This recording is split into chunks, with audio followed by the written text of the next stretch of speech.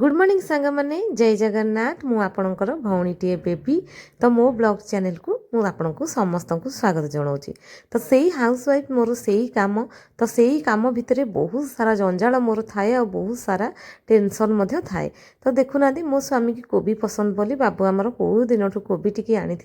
मुझे रखी रखी तार अवस्था कौन कले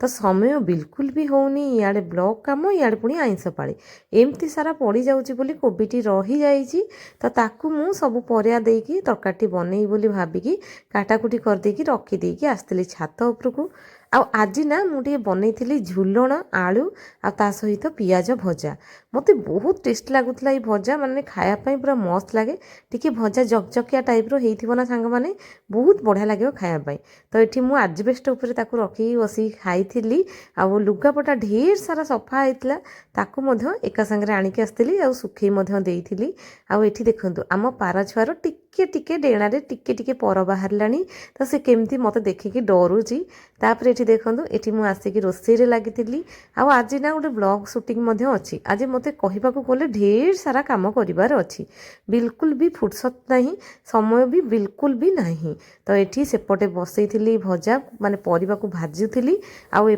मसला टी कषुली आ बिरी जोड़ी नागुला कहीं केजाणी इच्छा होता घर बरा खायापाई माने ओडिशा बाहर आसला माने सेठी तो बरा फरा ओडिशा बाहर मिलूनी एठिकी आसला परे बनै नथिली तो मु किणिकी आनिकी खाई देइथिली किंतु मो इच्छा होता बिरी जोड़िक देखिकी बरा खायापाई ताकू धुआ धुई कर देइथिली। एठी देखंतु परिया भजाटा रेडी होइछि आ कोबी एतिकी ही हेइतिला तो ताकू मु आज पकेकी तरकारी टिके बनैबी कारण गाँ ठू माँ भी आसबार अच्छे आज आ रिंकी डबुल आसबार अच्छी समस्ते मिसिकी खाइबू। तो ये देखंतु समस्ते मिसिकी खाइथिलु आउ सियाड़े ब्लॉग शूटिंग चलीथिला किंतु इयाड़े मझिरे आसिकी हमकु भोक लागियार भात खाइथिलु। तो बोऊ मु आज कांजी हेइथिला आउ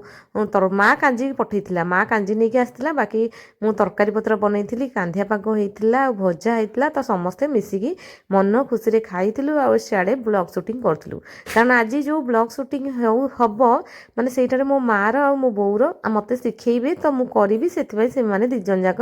आसिकी बसिथिले। एठी देखंतु गरम गरम बरा छणा हेइथिला एते बेलकु आसिकी टाइम बाजलानी 3टा से भितरे मु जमारू भी वीडियो बनई पारेनी कारण मोर ढेर सारा काम। तो ये गरम गरम बरा टी खाइलु आ समस्ते मो आड़े देखु बरा ठाड़ी टी पेलुंट जे तू अधिक खा कारण तुम्हें बाहर को जाइल आम ये थिलु तो आम खाइचु तुम्हें खाओ। तो एमती ही थाए सांग माने परिवार भल पाइबा। तो आज ब्लॉग टे एतिकी पुणी देखा नेक्स्ट ब्लॉग।